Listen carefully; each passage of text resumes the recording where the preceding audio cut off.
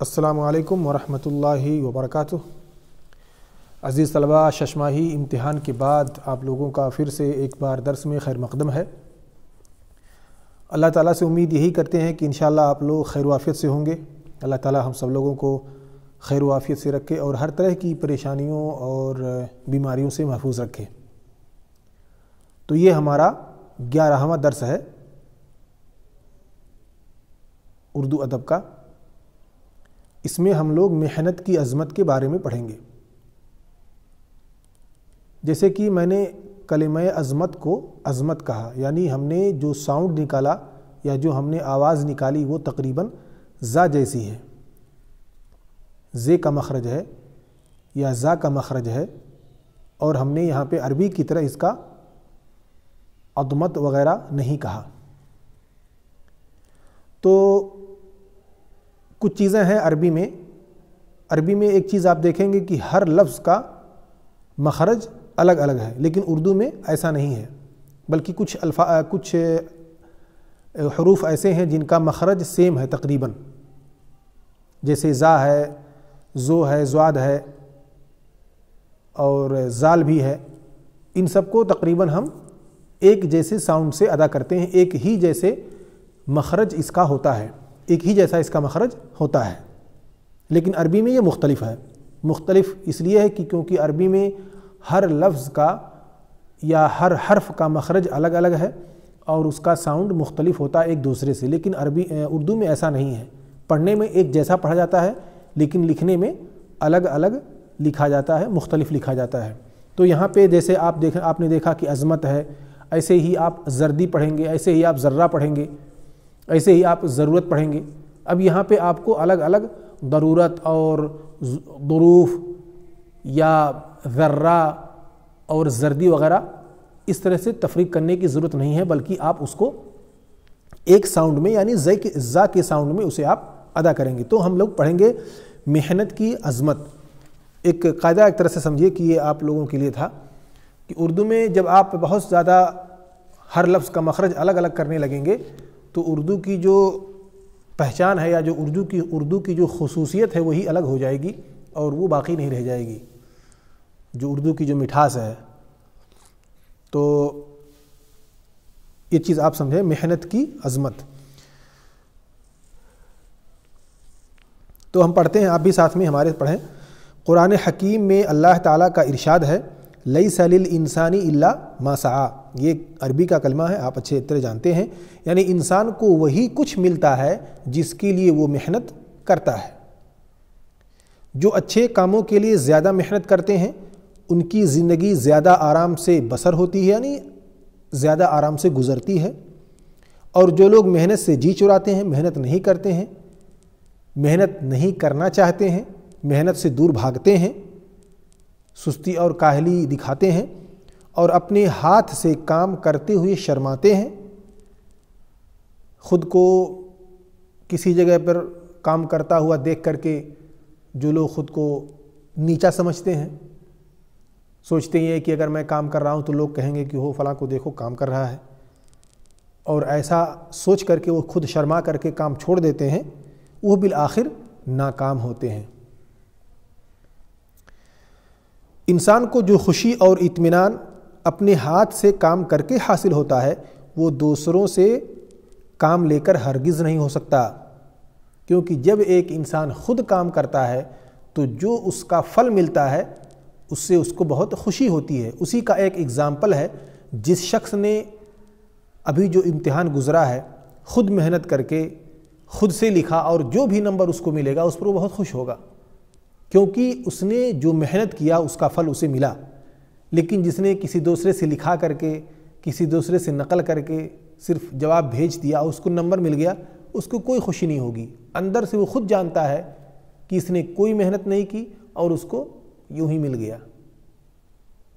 کیونکہ جب ایک انسان محنت کرتا ہے تو یہ سوچ کے محنت کرتا ہے کہ اس کا اجر اس کو ملے گا، تو جو وہ محنت کر کے تھکا ہے اس کی تھکان اس کی اجرت پا کر کے اور اس کی مزدوری پا کر کے دور ہو جاتی ہے۔ تو جو خوشی ہوتی ہے کام کر کے اور کام کر کے جو اجرت حاصل کی جاتی ہے اس کا الگ ہی مزہ ہوتا ہے۔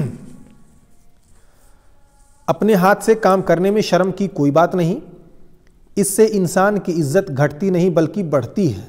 ہمارے پیارے نبی محمد رسول اللہ صلی اللہ علیہ وسلم دنیا کے معزز ترین انسان تھے۔ حضور صلی اللہ علیہ وسلم اپنے ہاتھ سے کام کرنے میں ہمیشہ خوشی محسوس فرماتے تھے۔ اپنے ہاتھ سے کام کرنے والوں کو اللہ تعالیٰ پسند کرتا ہے۔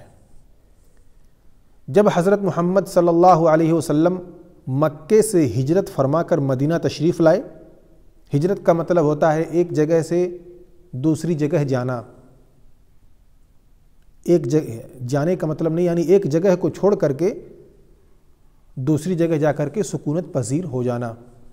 اب یہ ہجرت کے کئی اسباب ہو سکتے ہیں، کچھ دینی سبب ہو سکتا ہے، کچھ معاشی اسباب بھی ہو سکتے ہیں، کچھ سیاسی اسباب بھی ہو سکتے ہیں، اور یہ ہجرت جو اللہ کے رسول صلی اللہ علیہ وسلم نے فرمائی تھی وہ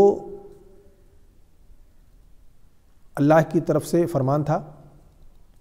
اس کے بعد صحابہ کرام بھی اس فرمان پر عمل پیرا ہوئے اور مکہ کو چھوڑ کر کے مدینہ چلے گئے، یعنی مکہ کی سکونت کو اور مکہ کی رہائش کو انہوں نے چھوڑ کر کے مدینہ کی رہائش اختیار کر لی اور وہیں پر رہنے لگے۔ یہ ایک طرح سے دینی ہجرت تھا، یعنی دین کے سبب ایمان اور عقیدے کی حفاظت کے لیے انہوں نے ہجرت کی تھی۔ بہت سے لوگ معاشی ہجرت کرتے ہیں، یعنی جیسے مثال کے طور پر ہندوستان میں، نیپال میں، پاکستان میں اگر کسی کو روزی روٹی کا، کمانے دھمانے کا یا اچھی نوکری کا کوئی چانس نہیں مل پاتا ہے تو وہ یہ ملک چھوڑ کر کے کسی دوسرے ملک جاتا ہے، وہاں روٹیاں ڈھونڈتا ہے اور پھر کوشش کرتا ہے کہ وہیں پر وہ سکونت پذیر ہو جائے، اور کبھی کبھار کسی کو نیشنلٹی بھی مل جاتی ہے، یا کبھی کبھار کوئی شخص ہمیشہ وہیں رہتا ہے بھلے اسے نیشنلٹی نہ ملے، تو لوگ معاشی اسباب کی وجہ سے بھی ہجرت کر جاتے ہیں۔ کبھی سیاسی مسئلہ ہوتا ہے، بہت سے لوگ حکومت سے بچنے کے لیے یا کوئی غلطی وغیرہ کر دیتے ہیں تو اس سے بھاگ کر کے کسی دوسرے ملک میں جا کر کے رہنے لگتے ہیں، تو یہ بھی ایک طرح سے ہجرت ہی ہے۔ تو یعنی اپنی دائمی رہائش کو چھوڑ کر کے کسی نئی رہائش اور کسی نئے مکان کی تلاش میں نکل جانا اور پھر وہیں پر سکونت پذیر ہو جانا ہی ہجرت کہلاتا ہے۔ تو آپ صلی اللہ علیہ وسلم نے مسجد بنائی اپنے ہاتھوں سے، جسے مسجد نبوی کہتے ہیں۔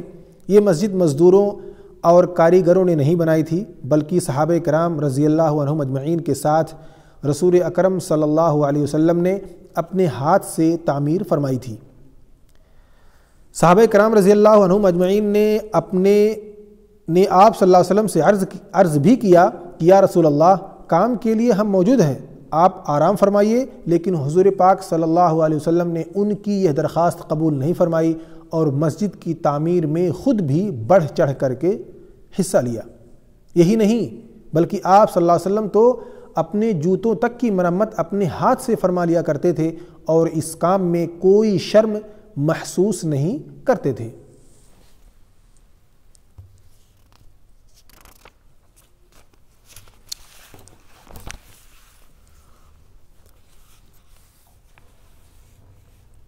آپ صلی اللہ علیہ وسلم کے صحابہ کرام کا بھی یہی حال تھا۔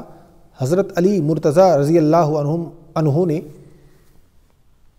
جو حضور پاک صلی اللہ علیہ وسلم کے چچا زاد بھائی اور داماد بھی تھے۔ اللہ کے رسول صلی اللہ علیہ وسلم سے ان کی دو رشتہ داریاں تھیں۔ پہلی تو یہ کہ وہ ابو طالب کے بیٹے تھے اور ابو طالب اللہ کے رسول صلی اللہ علیہ وسلم کے چچا تھے، تو اس طرح سے حضرت علی رضی اللہ تعالیٰ عنہ اللہ کے رسول صلی اللہ علیہ وسلم کے چچیرے بھائی ہوئے، اور دوسرے انہوں نے اپنی بیٹی فاطمہ رضی اللہ عنہا کی شادی حضرت علی سے کی تھی، تو اس طرح سے وہ اللہ کے رسول صلی اللہ علیہ وسلم کے داماد بھی ہوئے۔ ایک بار مزدوری کے لیے ایک یہودی کے باغ میں پہنچے، اس نے آپ کو کنویں میں پانی کھینچنے پر لگا دیا، جو بڑا مشقت کا کام تھا، یعنی بہت محنت طلب تھا، کافی اس میں محنت لگتا تھا۔ حضرت علی نے یہ کام بڑی محنت سے انجام دیا۔ جب اس کام کی اجرت کے طور پر، یعنی مزدوری کے طور پر جو ان کا حق بنتا تھا، یہودی نے انہیں کچھ کھجوریں دیں، تو ان کھجوروں میں سے آدھی راستے ہی میں خیرات کر دیں اور آدھی گھر لے گئے۔ ایک دن حضرت عمر فاروق رضی اللہ عنہ اپنے زمانہ خلافت میں اونٹ پر سوار بازار سے گزر رہے تھے کہ آپ کا کوڑا ہاتھ سے چھوٹ کر زمین پر آ گرا. کیونکہ گھوڑ سواری کے وقت یا اونٹ پر سوار شخص جو سوار ہوتا ہے اس کے ہاتھ میں کوڑا ہوتا ہے، جسے ہم لوگ جب کھیتی وغیرہ جوتتے ہیں تو ہم لوگ اس کو کہتے ہیں پینا، یعنی پینوں سے بیل کو ہانکا جاتا ہے کھیتی کے جوتائی کے وقت. اسی طرح سے جب سواری کرتا ہے کوئی انسان تو اس کے ہاتھ میں کوڑا ہوتا ہے، اور اسی کوڑے سے گھوڑے کو یا اونٹ کو یا جو بھی جانور ہوتا ہے اس کو مارتا ہے تو اور وہ تیزی سے بھاگتا ہے. تو لوگ دوڑے کہ کوڑا اٹھا کر آپ کو دے دیں، لیکن آپ نے انہیں منع کر دیا اور فرمایا کہ انسان کو اپنا کام اپنے ہاتھ سے کرنا چاہیے. اس کے بعد آپ رضی اللہ عنہ نے اونٹ سے اترے، خود کوڑا اٹھایا اور پھر اونٹ پر سوار ہو گئے. حضور اکرم صلی اللہ علیہ وسلم اور صحابہ کرام کی پیروی کرتے ہوئے اکثر بڑے بڑے مسلمان بادشاہ اپنا کام اپنے ہاتھ سے ہی کیا کرتے تھے. سلطان ناصر الدین محمود ہندوستان کے مشہور بادشاہ گزرے ہیں. وہ سرکاری خزانے سے ایک پیسہ تک نہیں لیتے تھے، بلکہ قرآن کریم کی کتابت کر کے، قرآن کریم کو لکھ کر کے اپنے ہاتھ سے اس کو بیچتے تھے. اس طرح سے وہ اپنا گزر بسر کرتے تھے. یہی حال مشہور مغل بادشاہ اورنگزیب عالمگیر کا تھا. بہت سارے بادشاہ ہندوستان میں گزرے اور ہر بادشاہ کی